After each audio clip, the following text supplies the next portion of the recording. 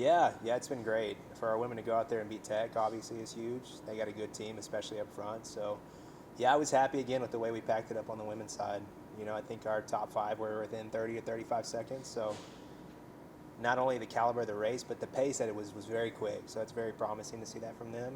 But, yeah, even the women getting the win was exciting. But I was very, very excited with the men. We ran two guys that are very new to the States, Fenton Kavanaugh and Tommaso Toppi, and they ran incredible. Tommaso was our number two, almost beat Adrian Legaretta, who was 10th in the country last year. So I'm very, very excited for those guys. Just kind of missing one more piece on the men's side, which is Matisse Borst.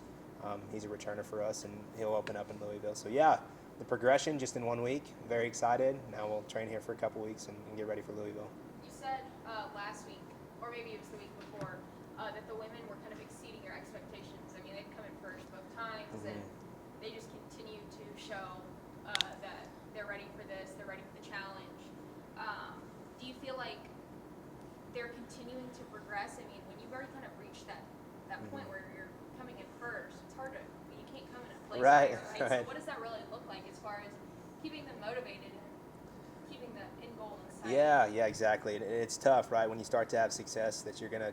It's human nature to start to be a little complacent. So right after the race, like I told them, like, hey, I'm so proud of y'all, but we have a long ways right until the national championship. Like we need to focus on the big task at hand here, and so being content with where you're at, but not getting complacent, right? That's the ultimate job of coaching, and we just preach that to them every day. Like it's okay to be happy with where you're at, but we need to keep moving forward, and like the Stride report came out yesterday and ranked our girls number one in the country, and we talked about that too. Like, hey, this doesn't mean anything. We still have a lot to prove. So, very excited for them. But yeah, just making sure that their head's not getting too big, and that we're moving forward. But yeah, the people that have returned, right? This is their second cross season. So like Elliot Chaput, Abigail Abigail, Naomi Addo, those girls have really made such a big leap.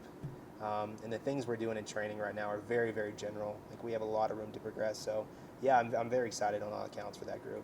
And in the same breath, the men are improved from the meet before to this meet. Yeah.